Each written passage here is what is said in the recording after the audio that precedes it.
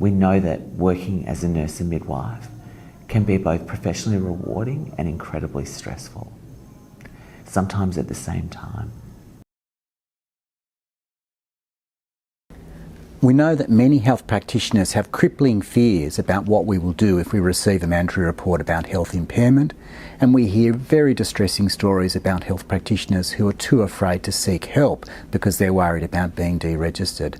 These are the unintended consequences of mandatory reporting, and this is a challenge for all of us because all of us want to make sure that health practitioners feel safe to get the care they need when they need it.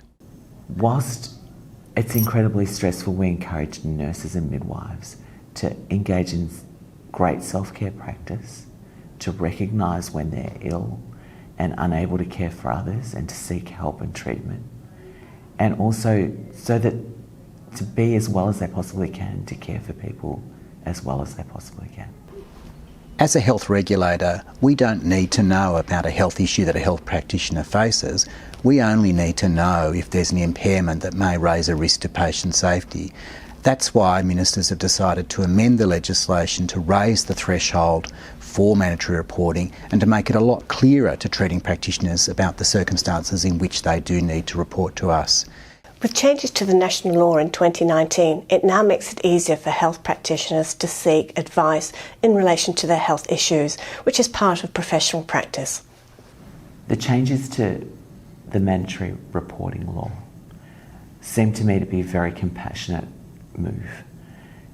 I hope that people who are ill seek help and get well faster, and also that the care of patients is not impacted by people's health problems. The vast majority of health practitioners can seek advice and help with any health issue that they have without it being a mandatory notification. As chair of a national board, I know that if a health issue is being managed well, then neither the board or AHPRA need to be notified. I regularly speak to people on the phone who self-report low mood and sleep issues, but are worried about talking to their GP because they worry that if they do, they'll be reported, they might lose their registration and their income.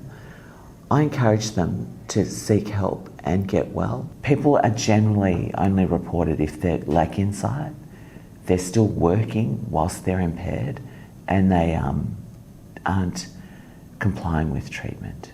That's a very rare occasion. Most people recognise when they can't care for patients and they seek help and treatment, and so they should.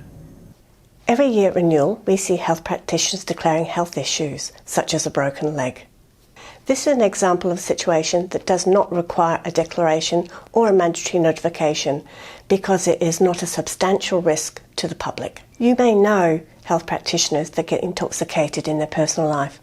We do not need to know about this unless that relationship with the alcohol affects their professional practice. Nurses and midwives are human beings just like any other, and any other human being can have a substance use problem. All anyone's ever interested in is them seeking help and getting better and being able to safely care for patients. Nearly all health practitioners practice safely and manage their health and well-being. We see very few mandatory notifications. Part of any good self-care plan is recognising when you're tired, run down, not sleeping well, life's not going well for you, work is stressful, is taking the time out to actually take some leave.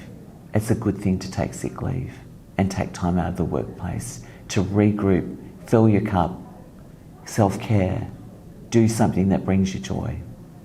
A confidential independent health service is available to all nurses and midwives. It's called Nurse Midwife Support. Really would recommend that if you need someone to talk to, please use this website or contact them.